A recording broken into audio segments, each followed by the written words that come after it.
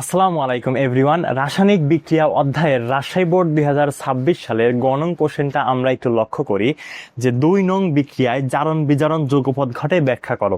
এখন 2 নং বিক্রিয়াটিতে দেখো মার্কিউরিক ক্লোরাইডের সাথে মার্কারি যুক্ত হয়ে মার্কিউরাস ক্লোরাইড উৎপন্ন করছে, অর্থাৎ এই বিক্রিয়াটিতে জারণ এবং বিজারণ একই সাথে সংগঠিত হয়েছে, এটা আমাদের ব্যাখ্যা করতে হবে। তাহলে দেখো গ নাম্বার দেওয়া আছে মার্কিউরিক ক্লোরাইড যোগ মার্কারি বিক্রিয়া করে মার্কিউরাস ক্লোরাইড উৎপন্ন করছে। এখন আমরা প্রথমে লক্ষ্য করব যে বিক্রিয়াটি সমতায় আছে কিনা, অর্থাৎ বিক্রিয়কের মোল সংখ্যা এবং উৎপাদের মোল সংখ্যা সমান কিনা। দেখো বিক্রিয়কে মার্কারি কয়টা আছে? 2টা। উৎপাদে মার্কারি কয়টা আছে? 2টা। বিক্রিয়কে ক্লোরিন কয়টা আছে? 2টা। উৎপাদে ক্লোরিন কয়টা আছে? 2টা। তার মানে বিক্রিয়াটি সমতায় আছে। এখন আমরা জারণ মান বসাবো। যৌগে কোনো একটা মৌলের জারণ সংখ্যা বের করতে হলে যৌগের অন্যান্য মৌলেরও জারণ মান জানা থাকতে হবে। এখন ধাতব হ্যালাইডে হ্যালোজেনের জারণ মান কত? -1। এখন ক্লোরিন যেহেতু হ্যালোজেন গ্রুপের মৌল, তাহলে এখানে দেখো ক্লোরিন কয়টা আছে? 2টা। তাহলে 2টার জন্য কত হবে? -2 এবং -2, তাহলে এটা কত হবে? +2, কারণ যৌগের সামগ্রিক জারণ মান কত? 0। এখন জারণ মান সবসময় একটা পরমাণুর জন্য হিসাব করতে হয়। এখানে ক্লোরিন কয়টা পরমাণু আছে? 2টা। তার মানে একটার জন্য কত হবে? -1। একটার জন্য কত হবে? -1। আর এটা মার্কারি একটাই আছে, তার মানে এখানে কত হবে? +2ই হবে। এখন এটুকু আমরা মুছে দিলাম। তারপর এটা হচ্ছে একটা মুক্ত মৌল বা একক পরমাণুর ক্ষেত্রে জারণ মান কত? 0। এখানে ক্লোরিন কত? -2, তাহলে এটা কত হবে? +2। কিন্তু আমরা কি একটা পরমাণুর জন্য যেহেতু হিসাব করব, তাহলে এখানে কত হবে? একটার জন্য হবে -1, এটা হবে কত? +1। ক্লিয়ার? এখন আমরা দেখব কোথায় জারণ ঘটছে এবং কোথায় বিজারণ ঘটছে। দেখো এখানে জারণটা কি? জারণ হচ্ছে ইলেকট্রন ত্যাগ করে জারণ মান কি হয়? জারণ মান বৃদ্ধি পায়। আর বিজারণের ক্ষেত্রে কি? ইলেকট্রন গ্রহণ, মানে জারণ মান হ্রাস। এখন দেখবো যেখানে জারণ মান বৃদ্ধি পেয়েছে সেখানে কি ঘটবে? সেখানে জারণ ঘটবে। আর যেখানে জারণ মান হ্রাস পাবে সেখানে কি ঘটবে? বিজারণ ঘটবে। ক্লিয়ার?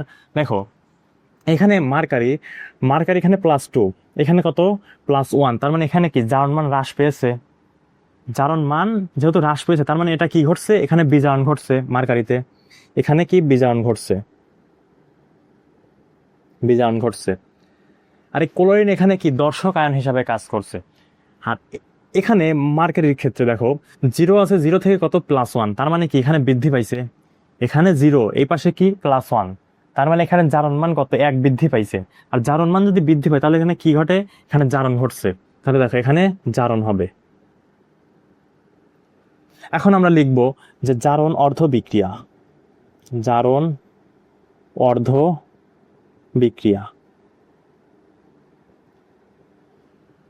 মার্কারি Hg, এখানে কয়টা জারণ যেহেতু ইলেকট্রন ত্যাগ, এখানে কয়টা ইলেকট্রন ত্যাগ করছে? দেখো তো 0 থেকে 1, তার মানে একটা ইলেকট্রন ত্যাগ করছে। একটা ইলেকট্রন ত্যাগ করে কত হয়েছে? Hg +1 বা প্লাস একই জিনিস। দেখো এটা আমরা সঠিকভাবে লিখবো Hg, এই পাশে গিয়ে Hg প্লাস মাইনাস একটা ইলেকট্রন, এই সাইডে এসে প্লাস ইলেকট্রন হয়ে যাবে। দেখো এটাকে দিব 1 নম্বর সমীকরণ। তারপরে বিজারণ অর্ধ বিক্রিয়া। বিজারণ অর্ধ বিক্রিয়া। দেখো এখানে Hg2+, তাহলে Hg2+ জারণ মান, এখানে জারণ মান কত হ্রাস পাইছে? +1 হয়েছে, তার মানে 1 হ্রাস পাইছে। এখানে যেহেতু জারণে একটা ইলেকট্রন কি করছে? ত্যাগ করছে, তার মানে বিজারণে অবশ্যই কি হবে? একটা ইলেকট্রন গ্রহণ করবে। গ্রহণ করে জারণ মান কি? হ্রাস পাবে। দেখো Hg2+ একটা ইলেকট্রন সেই করবে, অ্যাড করবে, মানে গ্রহণ করবে। গ্রহণ করে কি হবে? Hg দেখো কত হয়েছে? +1 বা প্লাস। এটাকে কত নম্বর সমীকরণ দেবো? 2 নম্বর সমীকরণ দেবো। বুঝতে পেরেছো? এখন আমরা দেখো 1 এবং 2 যোগ করব। 1 যোগ 2, এখানে 1 নং সমীকরণ ডান পাশে ইলেকট্রন এবং 2 নম্বর সমীকরণ বাম পাশে ইলেকট্রন কাটা যাবে, কাটা যাচ্ছে। তাহলে দেখো বাম পাশে কি থাকছে? Hg টু প্লাস যোগ হচ্ছে কত এইচ জি এবং উৎপাদে কি থাকছে এইচ জি প্লাস প্লাস হচ্ছে আর এটাও কি এইচ প্লাস। এটাকে আমরা লিখতে পারি হচ্ছে, দেখো এটাকে আমরা লিখতে পারি হচ্ছে এইচ টু টু প্লাস। বুঝতে পেরেছো? তাহলে এখন আমরা দর্শকায়ন যোগ করব। দেখো সুতরাং এখন দর্শকায়ন যোগ করে পাই আয়ন, এই যে ক্লোরিন দর্শকায়ন, এটা তোমাদের আমি বলছি, তাহলে দর্শকায়ন যোগ করে পাই, যোগ করে এর সাথে দেখো এইচ জি টু প্লাসের সাথে এখানে দর্শকায়ন কত আছে ক্লোরিন, তাহলে কত হবে HgCl2 যোগ, দেখো এখানে এইচ জির সাথে কত শুধু এইচ আছে, তাহলে এইচ এপাশে কত হয়েছে দেখো এইচ জি টুর সাথে এখানে Cl2 অর্থাৎ ক্লোরিন যুক্ত আছে, তাহলে Hg2Cl2, তাহলে দর্শকায়ন যোগ করা হয়ে গেল। এখন এই বিক্রিয়াটিতে দেখো জারণও ঘটছে এবং সেই সাথে সঙ্গে কি বিজারণও ঘটছে, অর্থাৎ একসঙ্গে ঘটেছে। এই ইলেকট্রন ত্যাগ করছে, এই ইলেকট্রনকে গ্রহণ করছে, তাহলে এখানে জারণ বিজারণ যৌগপথ বিক্রিয়া, এটা আমরা বুঝতে পারছি। ক্লিয়ার? এখন আমরা আসি হচ্ছে ঘনং কোশ্চেনে, এটুকু তুলে নাও বা স্ক্রিনশট দিয়ে রাখো।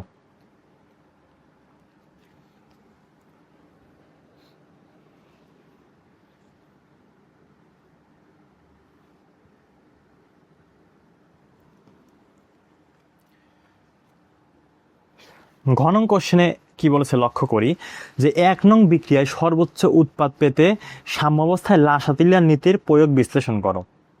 এখন 1 নং বিক্রিয়া, এই 1 নং বিক্রিয়াটা আমরা লিখি ঘ নাম্বার। 1 নং বিক্রিয়া হচ্ছে কি নাইট্রোজেন গ্যাস যৌগ হচ্ছে 3 মোল হাইড্রোজেন গ্যাস সাম্যাবস্থাতে উভমুখী বিক্রিয়া 2 মোল NH3 অ্যামোনিয়া গ্যাস উৎপন্ন করছে। এখানে ΔH এর মান দেওয়া আছে কত ঋণাত্মক। এখন এই বিক্রিয়ার সর্বোচ্চ উৎপাদ পাওয়ার জন্য লাসাতিলিয়ার নীতির প্রভাব আমাদের বিশ্লেষণ করতে হবে। লাসাতিলিয়ার নীতির প্রভাব কি তাপ, চাপ এবং হচ্ছে ঘনমাত্রার প্রভাব বিদ্যমান। তাহলে দেখো তাপের প্রভাব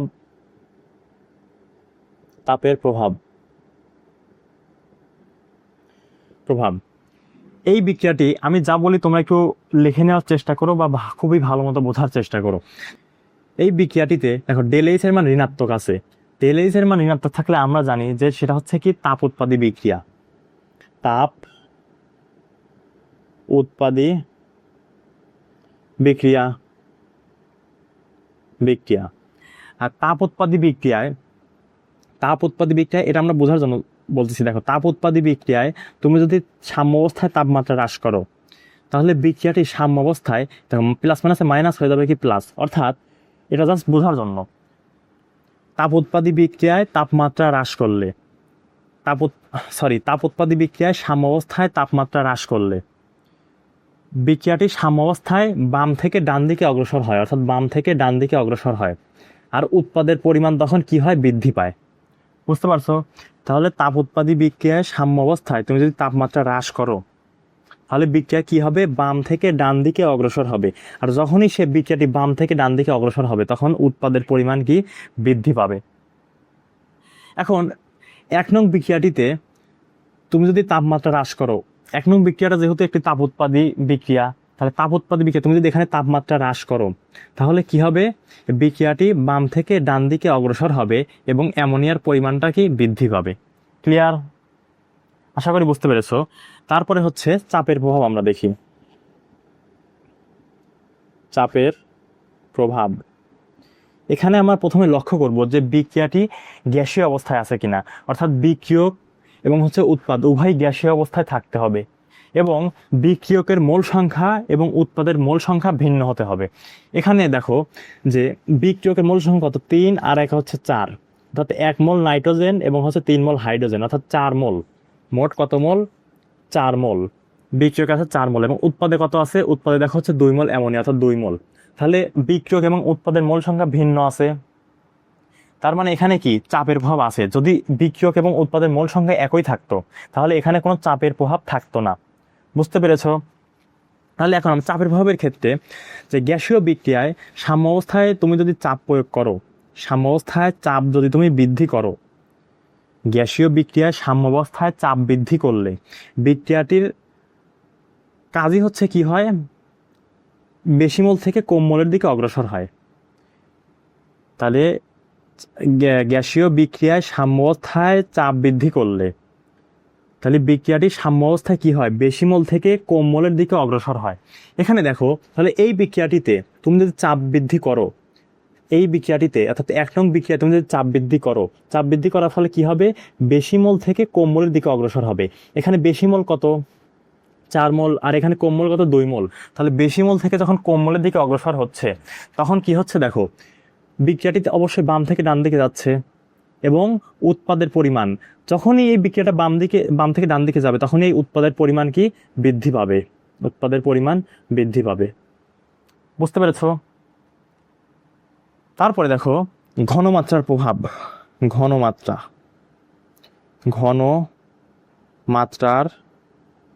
প্রভাব।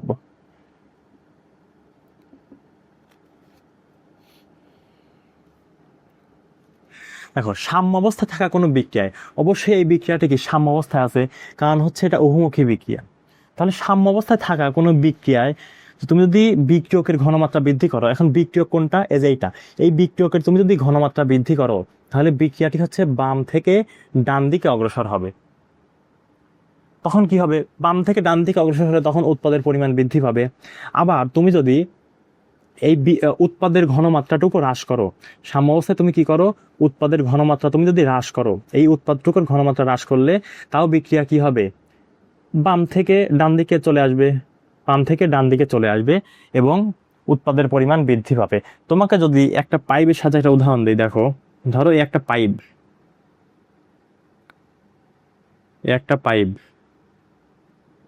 এই পাইপে যেহেতু বিক্রিয়াটি সাম্য অবস্থায়, ধরলাম এই বিক্রিয়ায় সমান পরিমাণে পানি আছে, ধর এগুলো হচ্ছে পানি।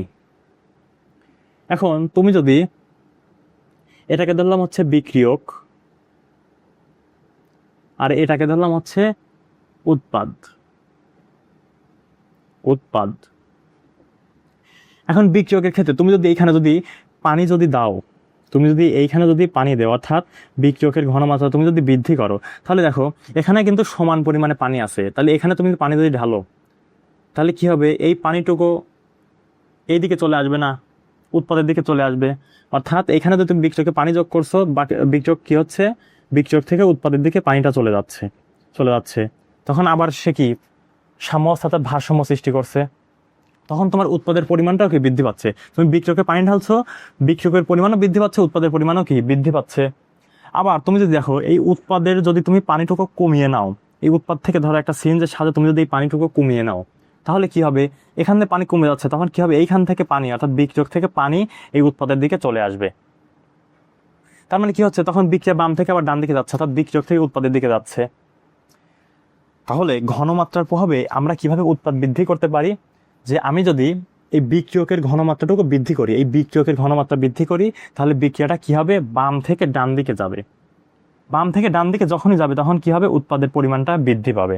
আর আরেকটা কাজ করতে পারি, যে আমরা এই উৎপাদটুকু যদি সরিয়ে নেই, অর্থাৎ উৎপাদের ঘনমাত্রা কমিয়ে নিলে তখন কি হবে, তাও বিক্রিয়া বাম থেকে ডান দিকে অগ্রসর হবে, তখন উৎপাদের পরিমাণ বেড়ে যাবে। বুঝতে পেরেছো? আশা করি এই কনসেপ্টটুকু তোমরা সুন্দর মতো বুঝতে পেরেছো।